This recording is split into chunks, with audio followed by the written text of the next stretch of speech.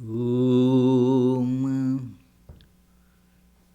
भद्रं कर्णैभिः शृणुयाम देवाः भद्रं पश्येमाक्षभिर्यजत्राः स्थिरैरङ्गैस्तुष्टुवागं सस्तनूभिः व्यशेमदेवहितं यदायुः स्वस्ति न इन्द्रो वृद्धश्रवा स्वस्ति नः पूषा विश्ववेदाः स्वस्ति नस्तार्क्ष्यो अरिष्टनेमि स्वस्ति नो बृहस्पतिर्दधातु ॐ शान्ति शान्ति शान्तिः. So friends, let us pray together. We offer our salutations to the all-loving being who endows all beings with consciousness. We meditate on the Lord, who is the origin of the universe. Lord, thou abidest in all, thou art all, thou assumest all forms, thou art the origin and goal of all, thou art the self of all, thou art existence, knowledge and bliss. Salutations unto thee.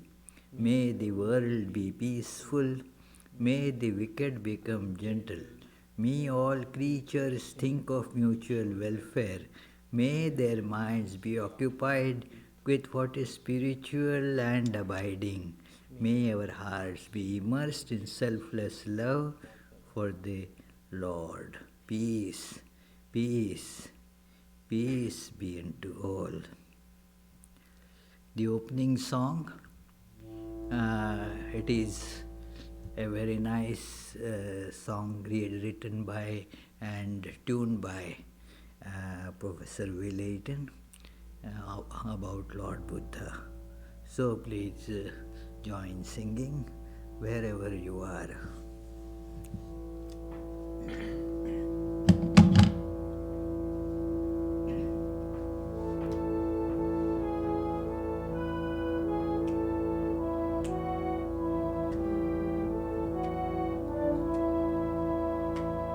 Rejoice, rejoice, now let us sing, for he was born this day. Through truth, the Buddha has found the way, Nirvana, his gift to all.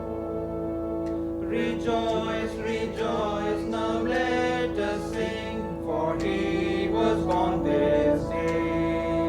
Through truth, the Buddha has found the way, Nirvana, his gift to all.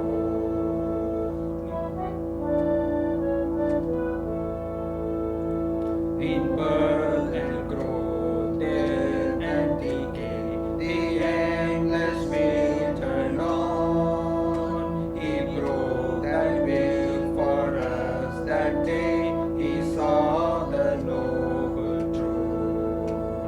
He turned away from a king's reward to look at life in full. His eyes only saw a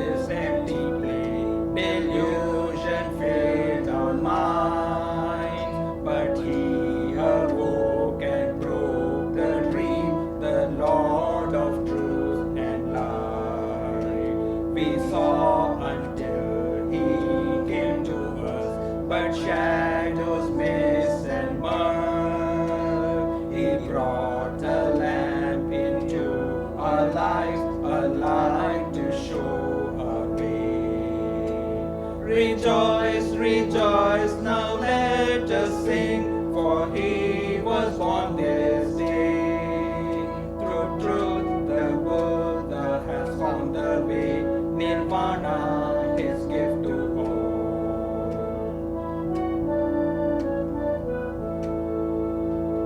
We search for peace, some end to strive, desire held us too close.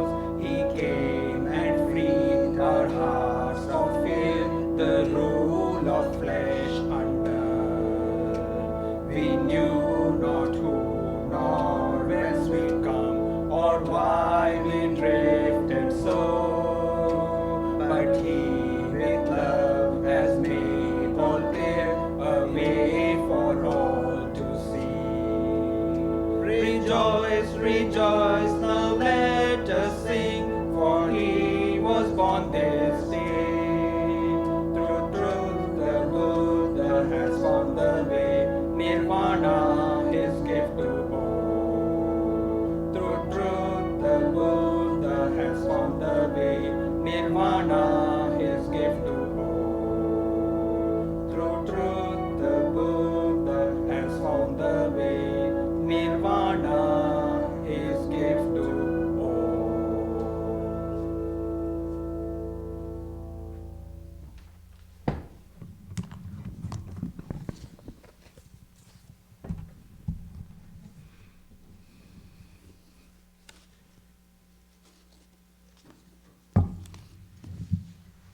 Thanks Shrikant and Abhijit for rendering this song very beautifully. Buddha's birthday, according to the lunar calendar, was celebrated on last Thursday, and therefore, as usual every year, we have today's Sunday service in the honor of Lord Buddha. So let us chant that threefold mantra of Buddha in the Buddhist tradition.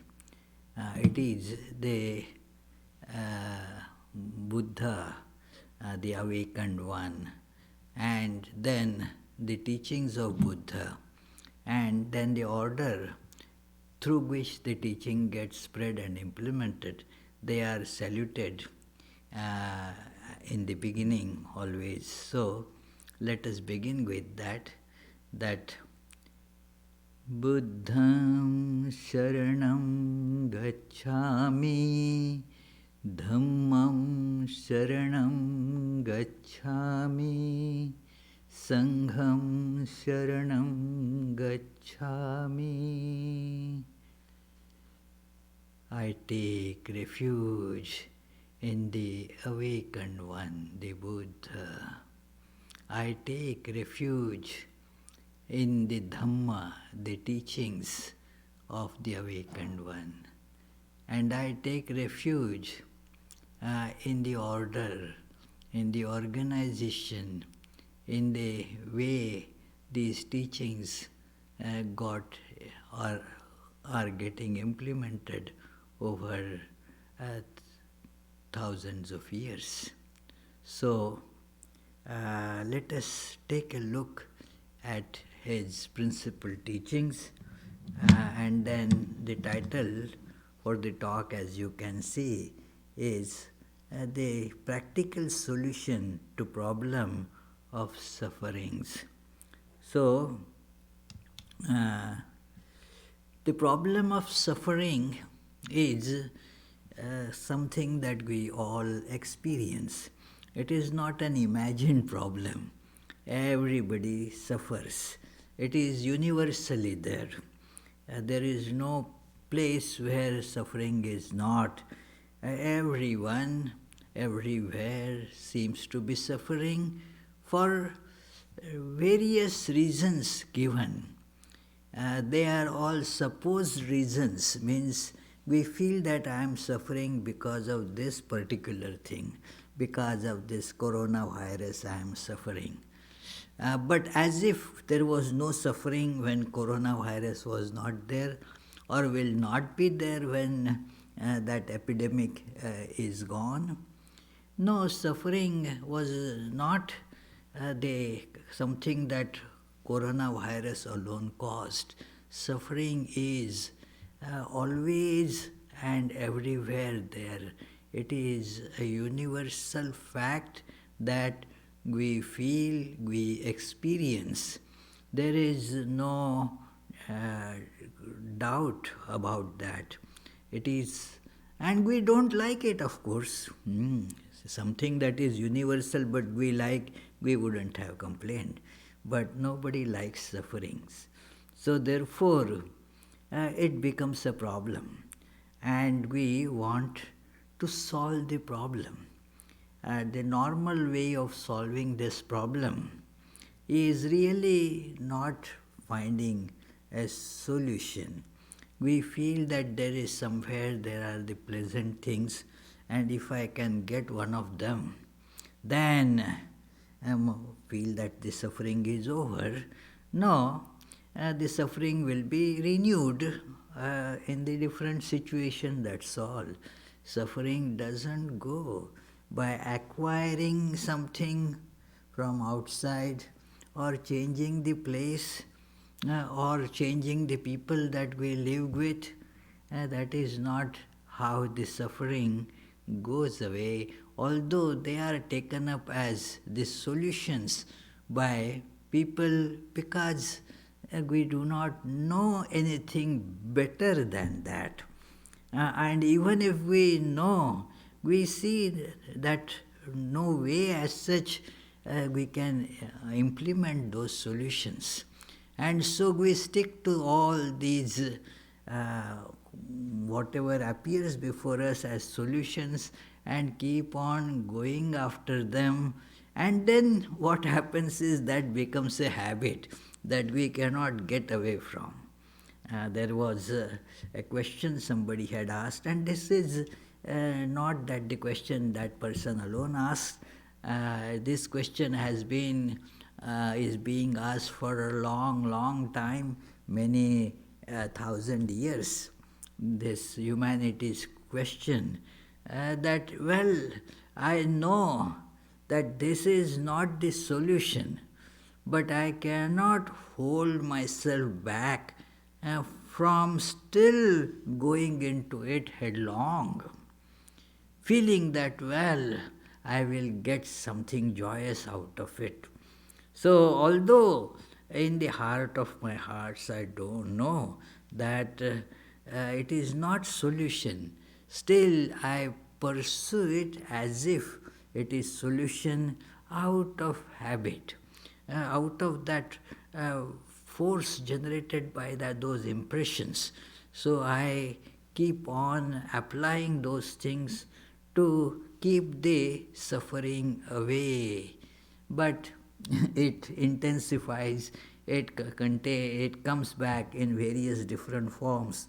So therefore all creatures, as you can see, work to overcome suffering. It is yet that working to overcome them does not bear the necessary or the expected results. So therefore Buddha, he presented a clear practical solution to this problem. Buddha is not the name of the person. And let me repeat an incident that I tell many times, especially on this day narrating the teachings of Buddha, that many years ago there was a similar celebration of Buddha's birthday, and a Buddhist monk had come to give the address. And then normally we ask what topic you will be speaking on. And then he said, I will speak on Buddha's birthday. Yeah, you are speaking on Buddha's birthday, means on that day, but what is the topic? No, that's the topic. Buddha's birthday. So it is, and then he said, Buddha, whenever you get wisdom, you become Buddha, and there the Buddha is born. Buddha is not the name of a person, it is name of a stage. That shows some acquisition, some wisdom there, and therefore that being gets called Buddha.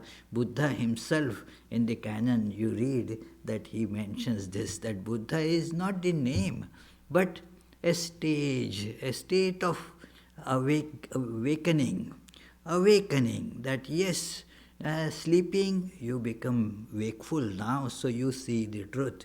So that is how this state is. Like we call a person lawyer. Lawyer is not the name of that person. That person studied something, got into a profession, and then because of that, that person gets called lawyer. His name may be Sam, but it is lawyer. It becomes his, because of his particular branch of learning and profession, he gets called a lawyer. So similarly, it is Buddha is the state where the person now has become illumined, awakened, and therefore is seeing the truth clearly. So, as the song was saying, our vision is all full of haze, it is hazy vision. Mist is all around. We are not able to see things clearly. And then Buddha came to show us this way. So, there are these two words that you see, practical solution. Let us pay attention first to the second word, that is solution. Now, what is a solution of a problem? That something is solution only if the problem goes away when it is applied. Then that can be called solution. This is a solution, but the problem still is there. That means it is not a solution. What is a solution for the coronavirus problem? Well, we have to see if we apply this, apply that, and applying all those things, if the coronavirus goes away, then that is the solution. So solution means when the problem gets eliminated because of that, we say the problem is solved. So, if that is not happening, then that should not be called a solution. So, and now it is, we can see a problem in the world that it can have many solutions or none at all. Many solutions. Like suppose there is, you see, the slide got a little distorted, modified maybe, that hunger, it is Hunger, should have been in one line, but it is hunger. So hunger is a problem. Now you can apply, depending on the situation, various these solutions to that. First, the obvious one is eat something. But if you have a problem about eating, no, I should not be eating.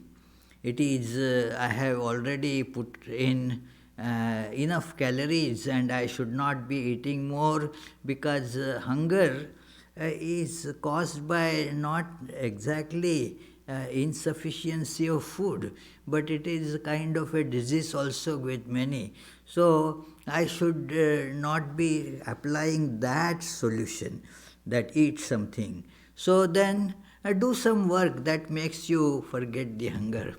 It happens many times that if you are engaged in a lot of work, you are busy and so you do not feel hungry. It has happened with many. I remember I was feeling very hungry, but then there were so many things to do. It is the food was also with me, but then got into the work from morning, and then I did not eat till evening because I was busy with so many things and so didn't pay attention to eating. So do some work, that could be a solution. Take up some work, go for a walk, it is that also can be a solution, or sleep, or many other solutions could be there. Go and sleep is also one of them. And thus what happens is, this has many ways you can now treat this problem of hunger, that okay, I will apply one of these solutions. So this is the case where there could be many solutions. And then there are some with no solution. There are problems with no solution. First scenario, when none means none found so far, but maybe in future we will find one. That is one scenario. That up till now, like take the example, we have not found a verified vaccine or medication for coronavirus. But that doesn't mean it can never be found. It is very likely that in near future we will be able to find a medication that can treat it, and a vaccine too that can prevent it. So this is one case where the solution is not there because we have not found one till now. And there is another scenario where solution basically cannot found because of the contradiction involved. There is a story of some celebrity, and then he said that, well, I always carry some opium with me. Well, why do you carry the opium? The reason is there that, when I see snakes about me, then I feel very scared, and therefore I take opium that makes me feel better. The point is, but why snakes? No, I carry the snakes also with me. So now the problem has no solution as such. I carry the snakes and I carry the opium. So this is a circle, that vicious cycle you can say, that it is there the snakes also the same person is carrying, and opium as an antidote for seeing snake. Well, why do you carry snake? And don't ask, these are the contradictions of life that we therefore basically there cannot be a solution for such situation. That it is I gave that example of snake and opium, but it is not just limited to that. Many problems that we have in our life, they are of this sort, that there is a verbal contradiction in them, that there is no solution because we do not in a way want it. We want and we don't want, both. And that is in many psychological cases, that is that At times you want to be left alone. Leave me alone, I want to be alone. And now, in these situations where people have to stay indoors and all that, stay home, so loneliness becomes a problem. Oh, you wanted to be alone, isn't it? Oh, well, but no, I am feeling that loneliness now. It is so. How can you have the combination of loneliness and not being alone? So, therefore, that is what solution can you give for that? So, it is. And then now we will come to the term of that word practicality. There are many ways we can look at practicality. It is not, what I am telling is not a comprehensive thing, but some features of practicality we can look into it. That that solution should be feasible in the given situation. There is this situation that you don't have the choice of altering the situation per se. This is the situation. Now, the solution, if it is feasible to apply in that situation, then it could be considered practical. Also, if there are many solutions, then which is the most efficacious, which is most effective? Let us try that. Then most rational and least hypothetical.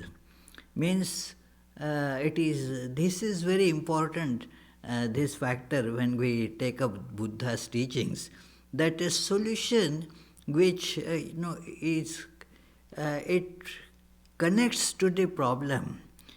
You see that it is addressing the problem rationally. You can see how this solution is going to solve the problem. Or otherwise, maybe this may work, maybe that may work. They are hypothetical, means there is hypothesis, there is a possibility, we are not sure whether it will work or not. When there is the rational connection, then you are more or less certain that it will work, because there is the connection between the problem, a visible, tangible connection between the problem and the solution. Then, so that you are more or less sure that it will work.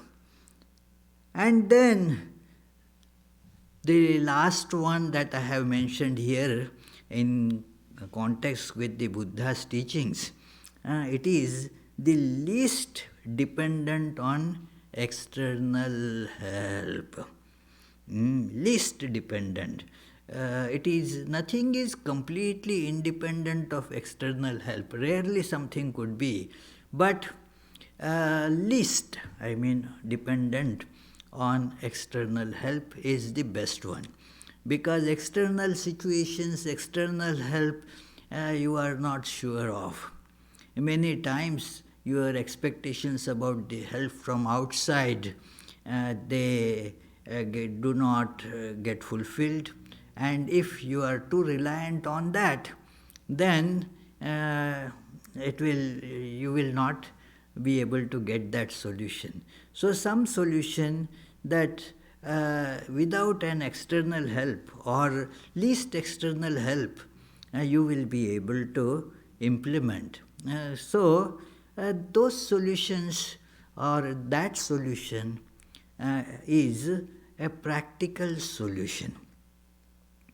Also, here we should not forget what we discussed about this solution, that it has to be a solution first of all.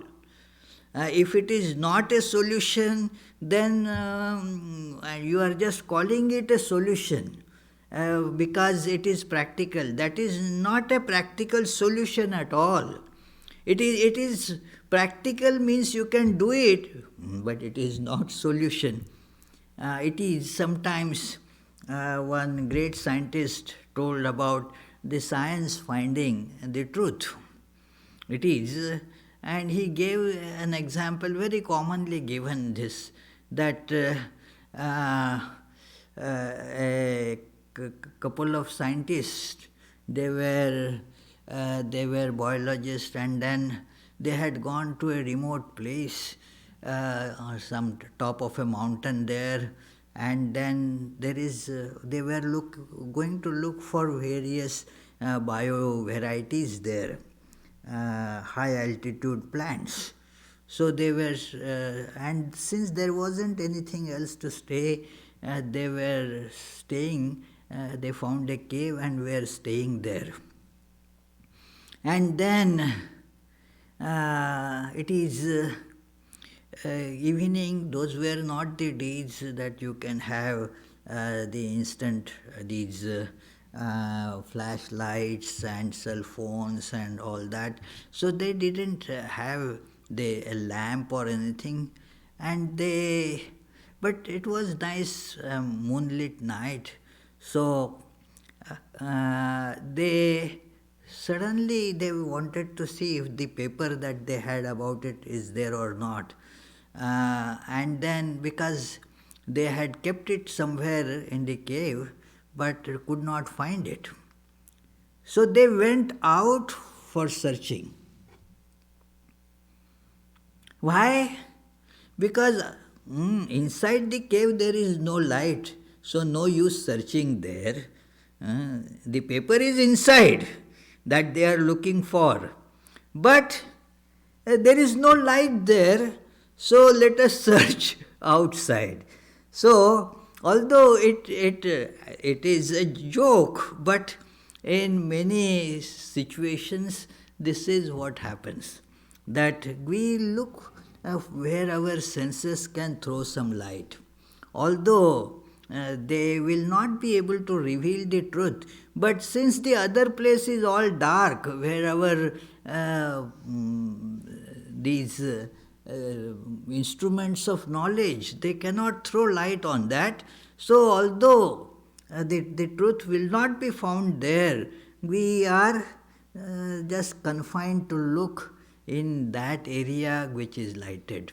So that is, we do similar things, that although this problem of suffering will not be solved by certain things, we try to do those things thinking that those are practical solutions.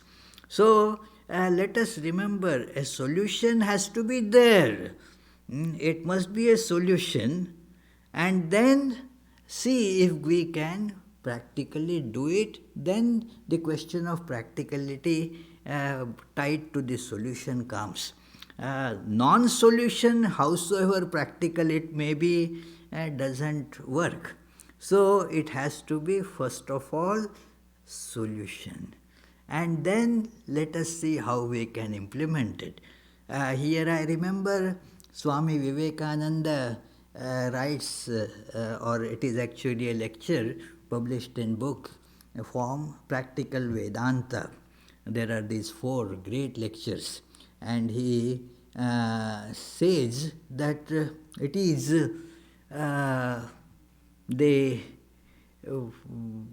2 ways that people, practicality they think of.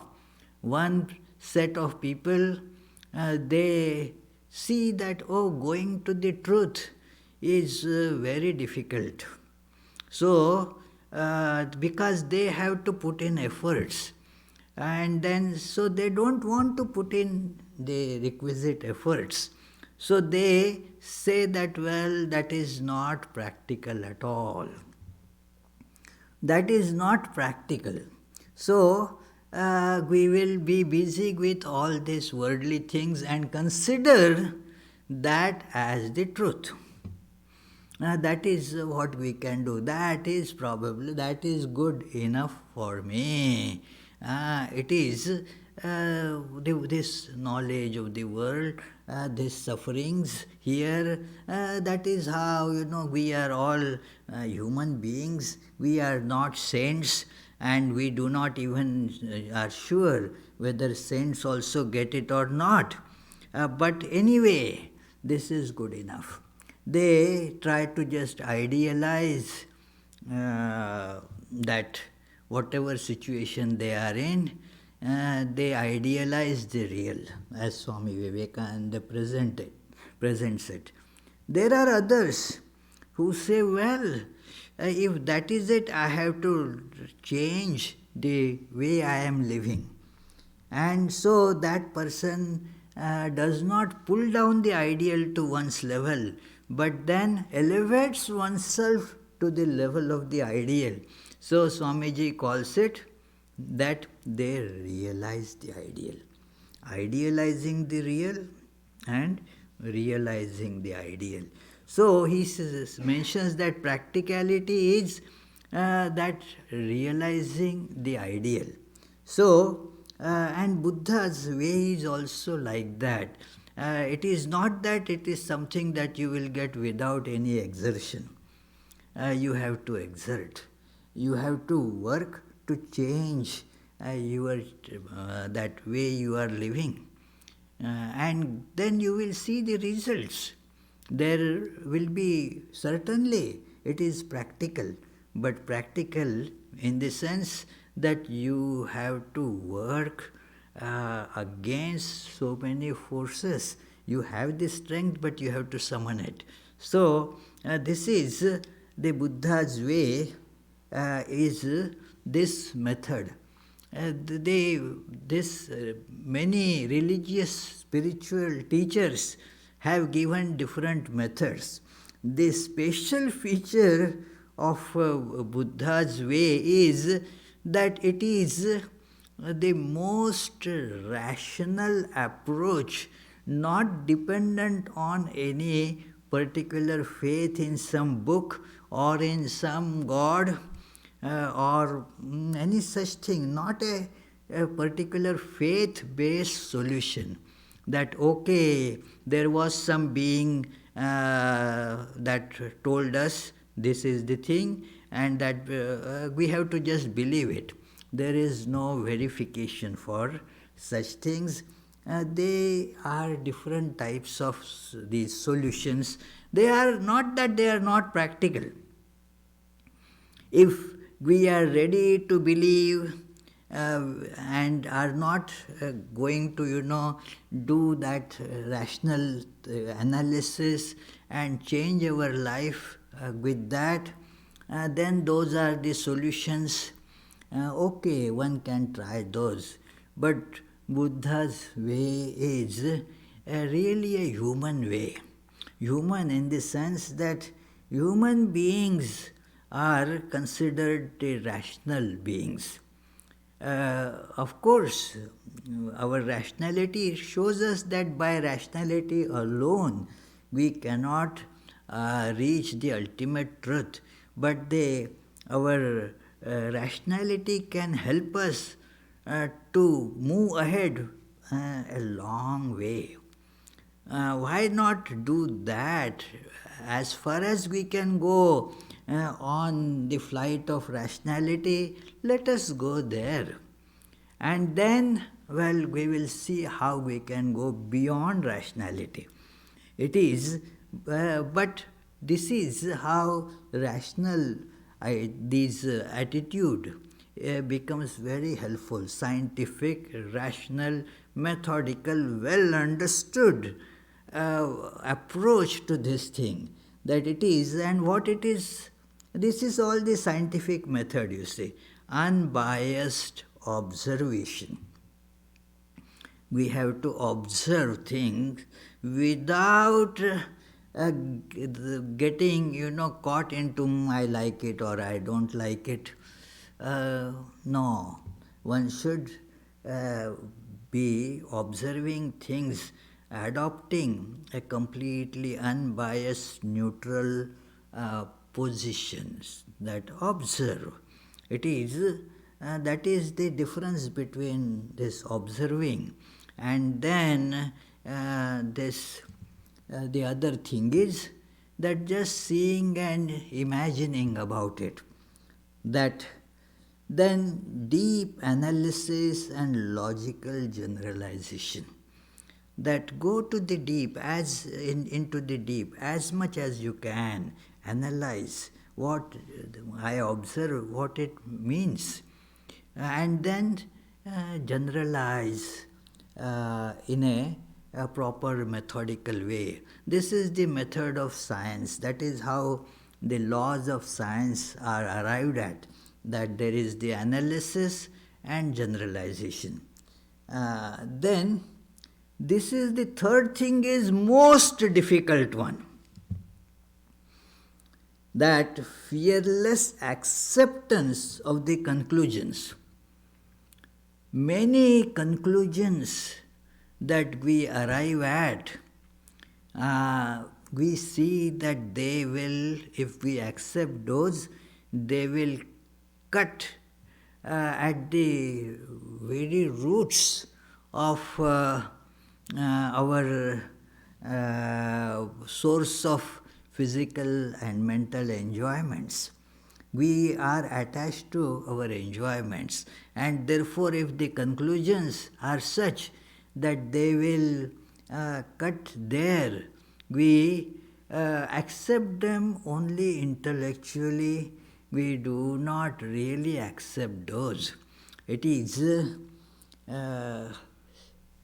I was long ago talking to our professor of mathematics that how these anomalies in mathematics are there, that what you are telling, but look, there is this contradiction that enters there. And then he said, well, they are there, but we have to work with that, otherwise all mathematics will collapse. There is no mathematics if we hold on to those inherent contradictions.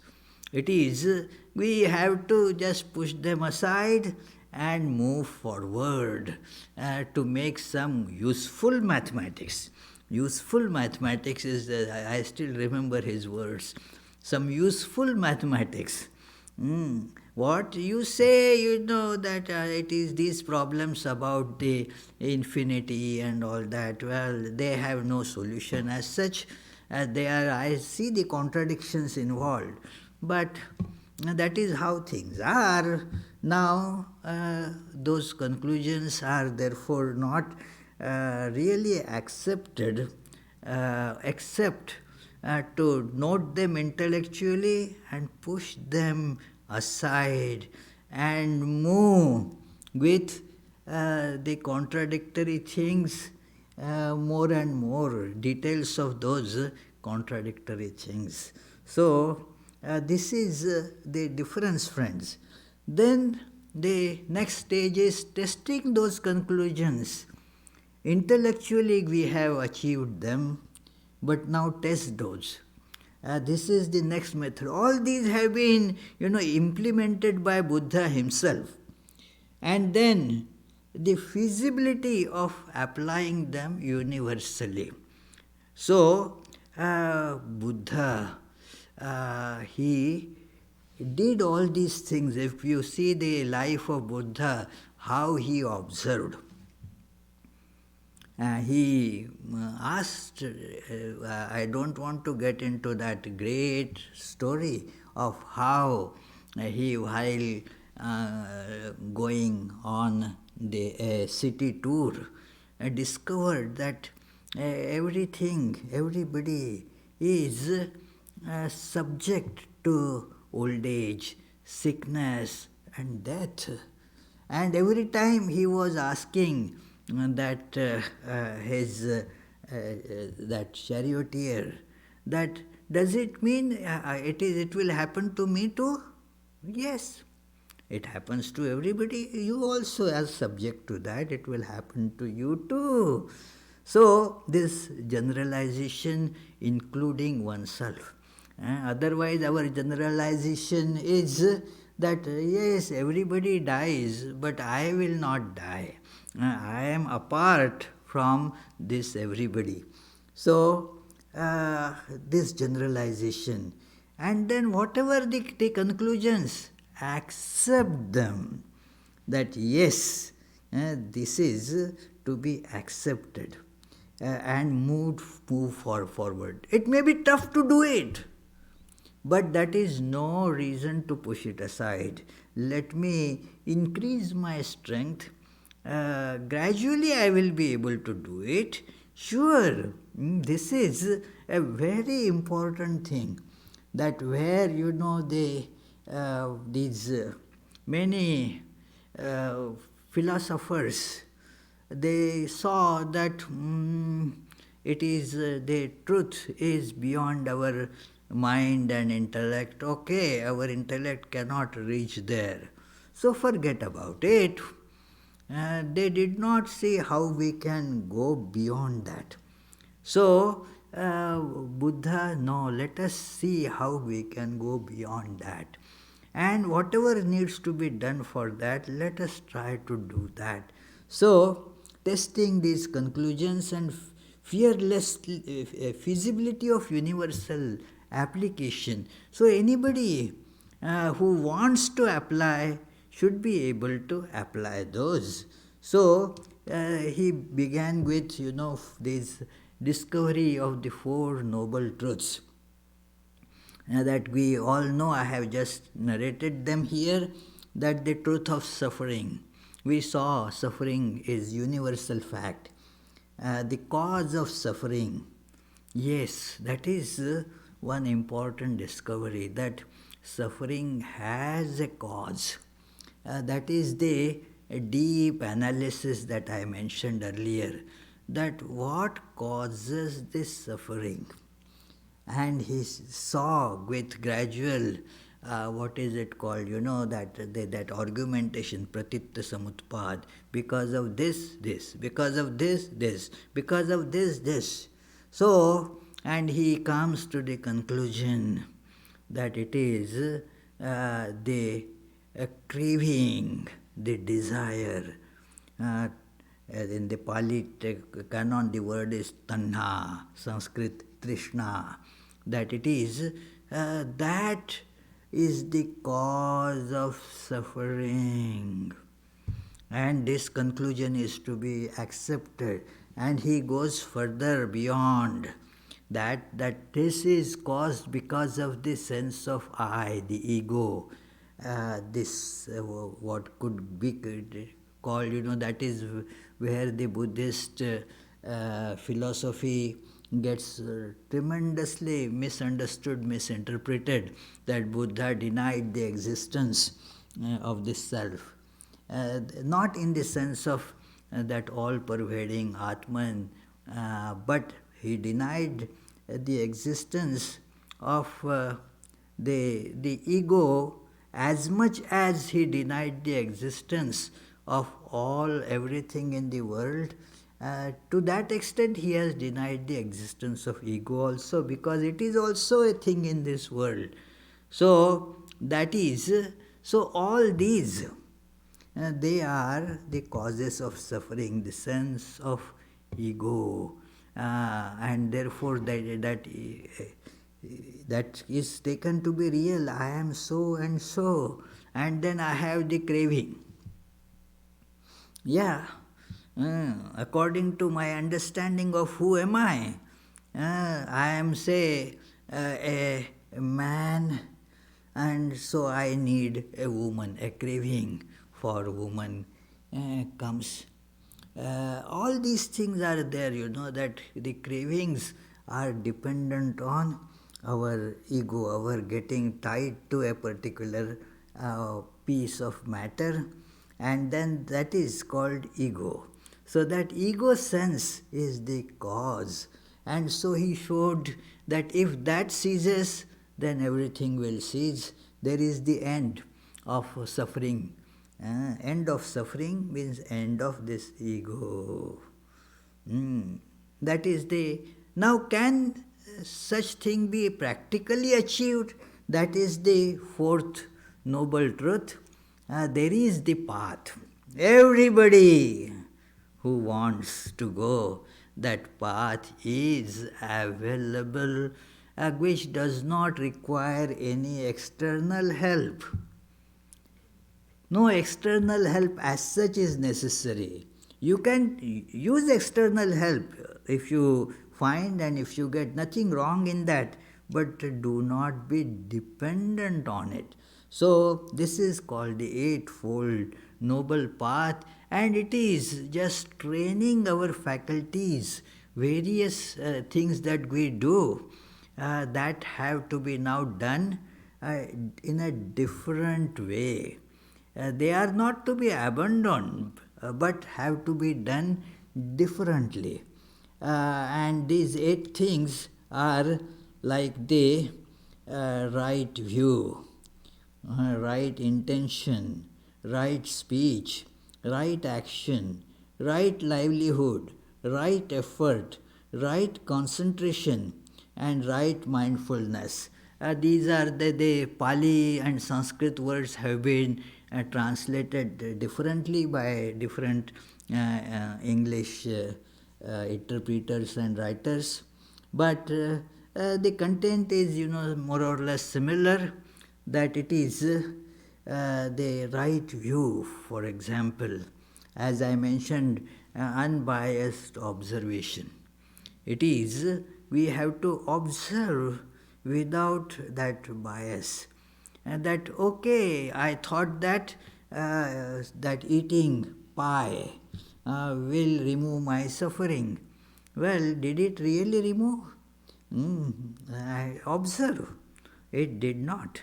And so, therefore, and then generalize, even if I love pie, but still, even pie did not remove this suffering. So now, I come to the conclusion that all the delicacies in the world, they will not be able to remove the suffering. Right view, that take the right view, right intention. Our intentions are also, they have to be right. Means I want to realize that state. So when dealing with so many things, let that intention be there. That is, we should not hurt anybody, because if I hurt, then I pile the misery on me. So, more suffering. So, let my intention be not to hurt anybody by my actions, by my speech. The intentions, the rightness of your intent, that is very important. So, then the right speech means whatever one conveys to other should be straightforward, true, and conducive to the well-being. So that is right speech, and then there should be the right effort, right action has to be there. That our day-to-day actions should be conducive to that intent, and the observation, everything has to be connected together there. And then right livelihood, we all have to earn our livelihood. So the Swami is exempted, but all others have to earn their livelihood. So it is the, and we have to earn it in an honest way. That it is, if we earn it by cheating, by fraudulent methods, or by deliberately hurting others, then that will certainly make our life, because that is the food that we eat, and that makes our life. So if that is how we are earning our livelihood, then that will not be the following of this eightfold noble path, right effort.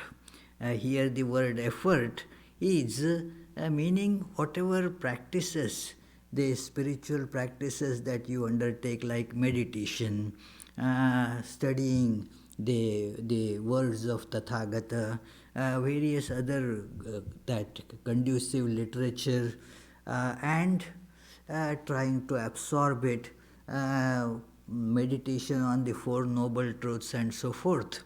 It is that has to be done regularly, whether you are tired or you are not, or you have lot of other works to do, that has to be done. Regularity in that.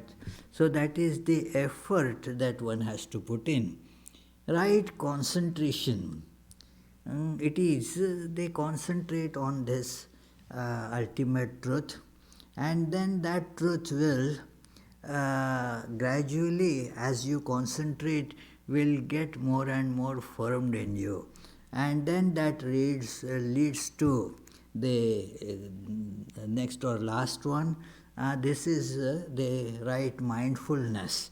Means you are mindful of the truth.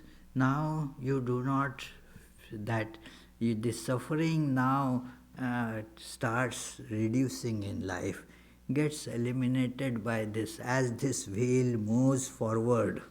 Wheel has this natural motion. Wheel moves. So now as this wheel moves with all these spokes, these components of it, now then you will move forward towards the eradication of suffering. But let us remember all those things we thought earlier as worth cherishing, great things, they all will be left behind as the wheel moves. The movement means that, when you go from one place to another place, then you leave the first place. And if you are too attached to that place, then you will not be able to leave that place, that station of life. So therefore it is important that we have to leave that place, that thing. So it is very important that it has to happen, that the past will be left behind. So, and then we will see that we really develop. If we do not leave our position, then only external application of these things will not work. You know that story of those fools. They were drunk and then they started rowing the boat that was tied to the bank. Whole night they kept on rowing. When that influence came down, then what happened? We didn't move an inch at all. The boat was tied to the bank. So the position didn't change. Therefore, the wheel has to move, taking us forward. This is called, therefore, the wheel of Dharma. Let us make our life move forward. And as I mentioned earlier, that this is how Buddha has given his message, that there is no belief, it is not a faith as such. What Buddha has given is a scientific derivation, verifiable by anybody. And thus, you don't have to have reverence to a particular person, but it may help you, yeah. So you can do that, but it is not an essential, necessary thing. It is in right action, right conduct, it all may come. Yeah, show reverence, respect where it is to be shown. So, but it is independent of any particular Veda or such books. It is, therefore, Buddha, because of the lack of time, I won't quote from this, one of the oldest English books, not the oldest, but during those years in the early or mid 19th century, late 20th, that early 20th century, many books on Buddha were getting translated into English, and one of them is by this Paul Carus, The Gospel of Buddha. So you can read that book, that's available. So this is how you can see that many confronted Buddha, that you are the preacher of religion and righteousness. Unless we do the sacrifices, how can we, cut our past karma, and how can we propitiate the celestial beings? That is what is to be done. He said, how that helps, I don't know. Have you ever seen that by killing a cow or a bull and sacrificing it, some deity has become pleased with you and then has made you a pure person? What is the connection? No, but it is written.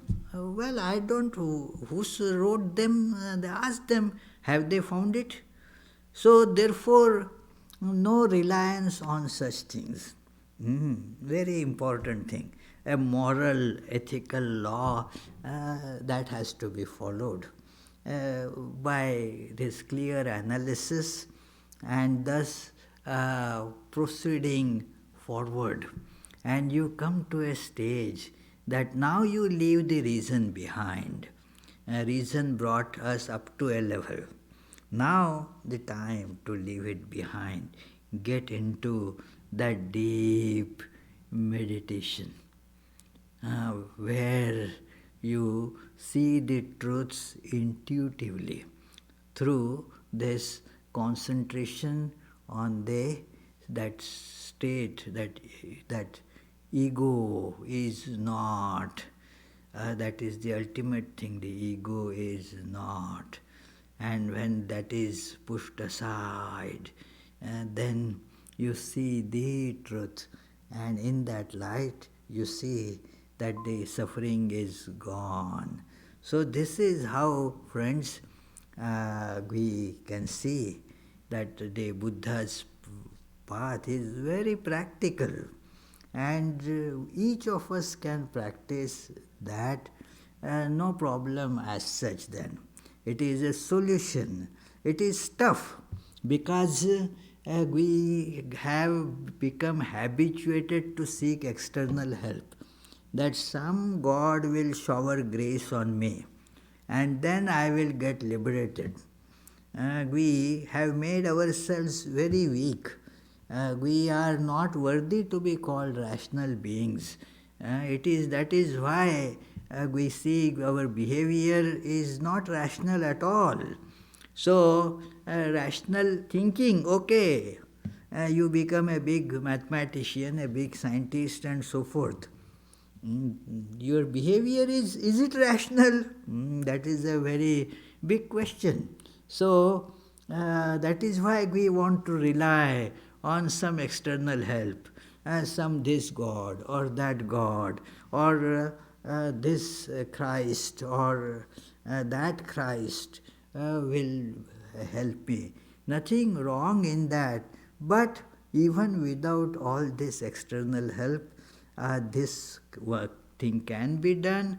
And even if you are taking the external help, this will be of great help. Buddha never indulged in sophistry, that arguments about what lies beyond this sphere and what lies beyond that sphere, what happens to somebody, that soul, when it leaves the body. Buddha said, what are you going to gain by that? It is no need for you to worry about it. Just do the right thing, understand these Four Noble Truths, and be practical. It is what are you going to gain by knowing that what enjoyments or sufferings a being is subjected to when that being goes into that particular sphere? No, don't worry about it. I am not going to talk about it. He therefore kept what is called they noble silence when were asked about these questions, that whether a soul is permanent or impermanent. Why worry about it? These are all just go on hair splitting arguments which lead nowhere. So he was being very practical. He pushed aside all those unnecessary clutter that keeps on revolving in our minds. Now push it aside, and thus you will get that enlightenment. It is be practical. It is we are not always practical. Think about it. So this is a practical path. Just look at what is necessary. Push aside all the unnecessary things. That what is in store for tomorrow. Do you know? No, then forget about it. How does it affect you? It is what are these stars, and then they what is written in my horoscope. Suppose you know, or suppose you don't know, what is the use of it? If something is going to happen, it is going to happen. And if it is not going to happen, it is not going to happen. So therefore Buddha did not indulge in any of these things which take up the time and effort of so many people. So therefore why Buddhism as taught by Buddha did not actually survive. Let us face it. What gets practiced is a popular Buddhism, means where this you see so many images, rituals, worships going on alongside meditations. But why? Because masses are not ready to take up the practical challenge of implementing those. And okay, so let us have images. If you see, Buddha did not have any image worship mentioned. But go to any Buddhist temple in the world now, the maximum number of images are that of Buddha. How does this happen? Because we are not able to hold on to the pure teachings. We have to learn to be really practical. I love this message for that purity of this practical wisdom. So anyway, we shall meditate on these teachings for 30 seconds. And in case if you have questions, comments, please come up with those.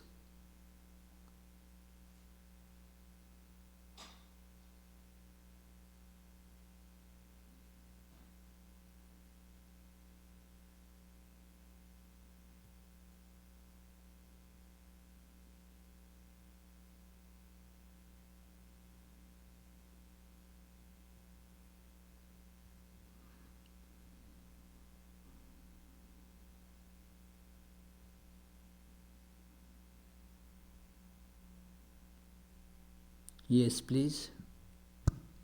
Question from Leonard. Swamiji, I think Buddha denied the existence of a soul. If this is the case, then what is reincarnated if there is no soul? Well, Buddha did not deny the existence. I think I spoke about it. Buddha denied the existence of this ego principle, just like he denied the existence of everything else in the sense of permanence. And therefore, actually Buddha did not deny reincarnation or this. Only thing is, there is no proof as such that the same soul is there, the same information, same thing gets transmitted. The mind gets transmitted. There is actually in this book I was going to read that there is, it is, in the introduction it is mentioned here that many things that Buddha denied, what? Denied self. No, he did not deny the self, he did not deny the Atman in the supreme sense of reality. He did not deny the existence of it, except that it is that impermanence of it. He denied the permanence of things, and therefore the permanence of even this ego principle, what is called soul, the individual soul. So it also is impermanent. It changes. It changes from from one body to another body. That gets called transmigration. And then this identification with particular body and mind, it is that gets called ego. It is not a particular thing. As the body and mind change, that ego also changes. And therefore it is not that this that exactly that particular entity gets transmitted. There is no such a thing that you can call that entity. Like who this person is, well, that who is in this body and mind and calls that this is I. Now, since the body and mind itself, they are in flux, that I that is tied to it is also in flux. Like you are sitting in the train, so as the train moves, you also move. So it is like that. There is no permanence in that soul.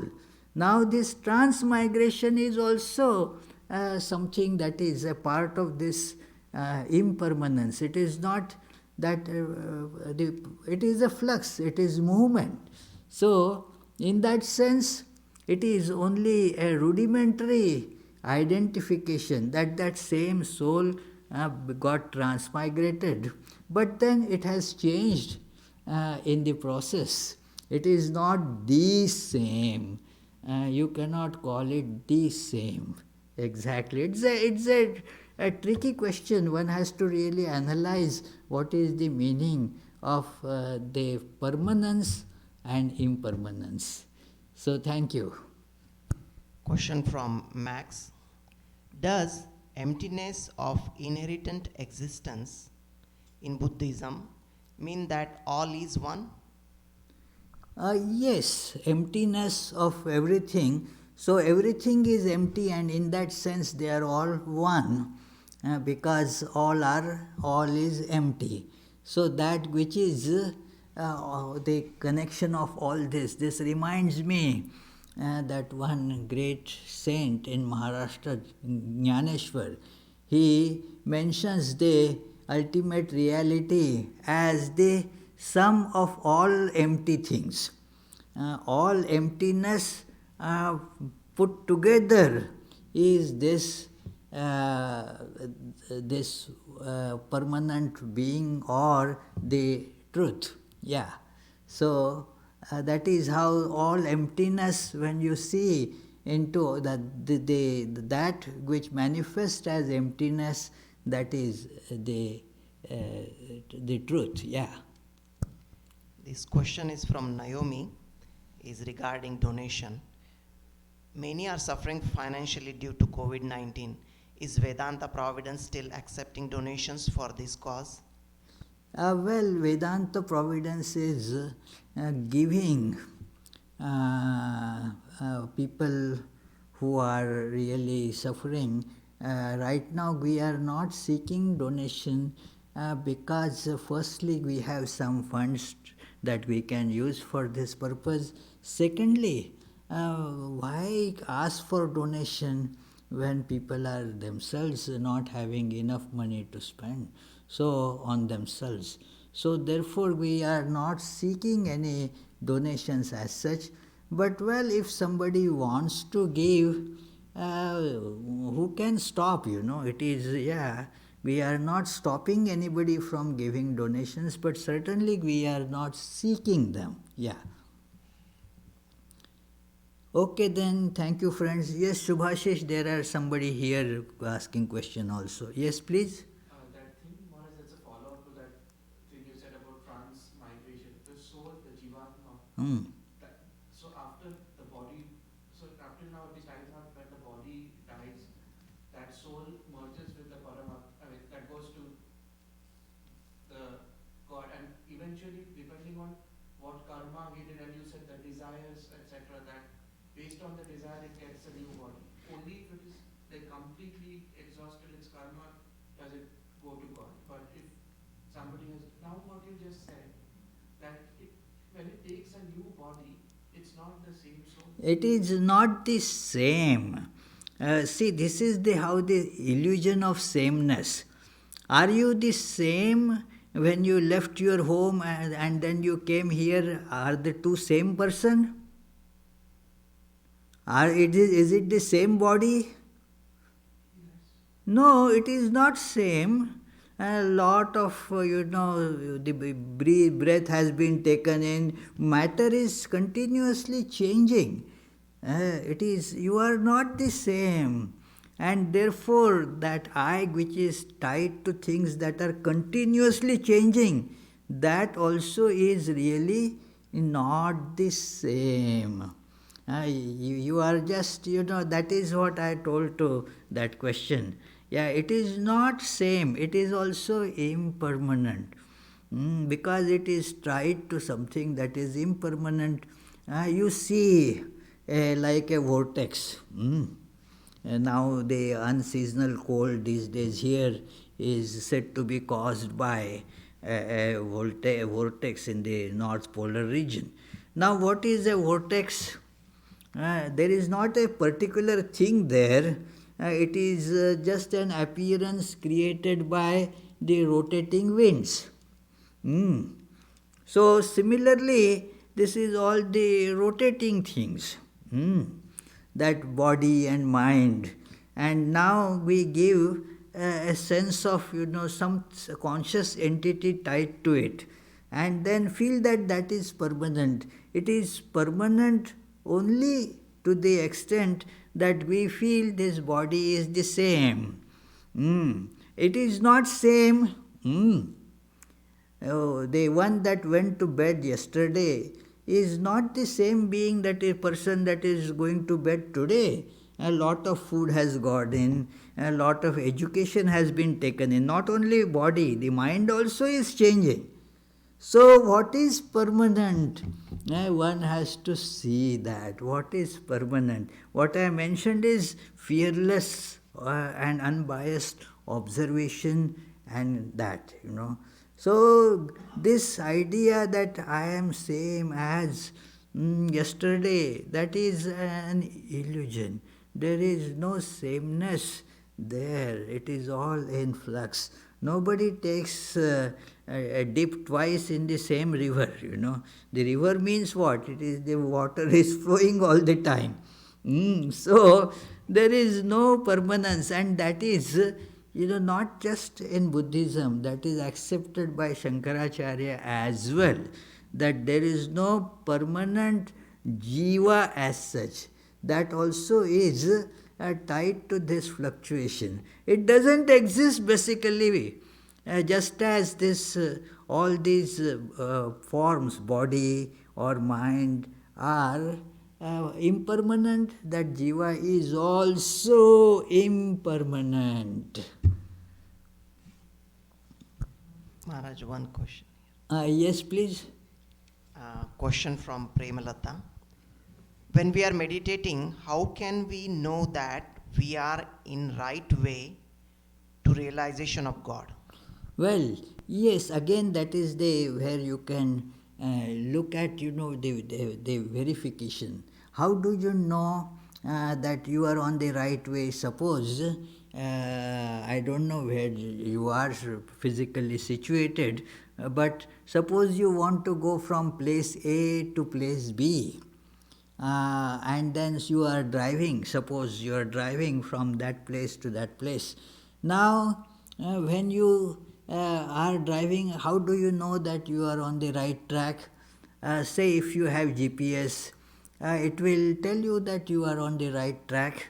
If not, you can see the signs change as you move forward in the right direction. The milestones, for example, you start, the destination it was showing 500 miles away. If you are going in the right direction, it will show that it is 400 miles away. So that is how, when we are meditating, the sign of right meditation will appear in our life.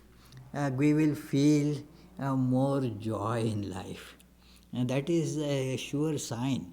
That inner joy will manifest more satisfaction, more calmness will come to our life. That is the sign that you are meditating in the right way. You will feel more love, more compassion. That is another sign that our meditation is going in the right way. So if not, then we have to wait and see that am I going in the right way or not. Yeah, we have to, these are the signs that if we are meditating, it is in the right way. It is, of course, every moment we need not go and check it. It is that itself otherwise becomes a distraction in meditation. So, after say a few months, see if there is a change in your life. If you are meditating right, there will be this change. After some years, you will be able to see some change. It's a long journey, so therefore the changes will happen gradually, a bit slowly, but they happen, yes. So, you had some... Yeah, for the Buddham Sharanam, Sangam Sharanam, Dharmam Sharanam, Yeah. it looks like it's faith and external help, right? So, Oh, not exactly. It looks like that, no doubt. Buddham Shara, I take refuge in Buddha. And therefore I started, say, Buddha is not a person. It is a state that I am actually basically seeking refuge in that awakened state. Then those teachings, because those teachings are the verified things of an awakened mind, and you also can verify those. They are out there for verification. Rationally you can see if they are proper or not. Are they rational or irrational? So taking refuge means that. And then the sangha or the order, what it does is shows you that it has been implemented in practice by many. It is being implemented by many people, and so that gives us the inspiration, the direction. The continuation of this brings that very message to our doorstep. That is why that also one has to take refuge in. So this is how the triple salutations. So let us conclude. I have to tell what are the next programs. The programs here, still they are all available only online, because they still, although there is the state of Rhode Island has some the businesses are opening to some extent, and there is no stay home order anymore, but the congregations are still going to be limited only to 5, and so there is no point in opening and asking people to come. It is, since only 5 can come, and those who live in this building, they are 4, so it doesn't make a sense. And this thing like our Jitendra comes to do the this live streaming and all these things. So that makes 5. So therefore, it is we cannot keep on inviting at this stage. Let us see, it is likely to open a little more soon. It is all future. So, but for coming week, they next Sunday's title is inspired by this special character of this virus, coronavirus. The title is Symptomatic and Asymptomatic Carriers.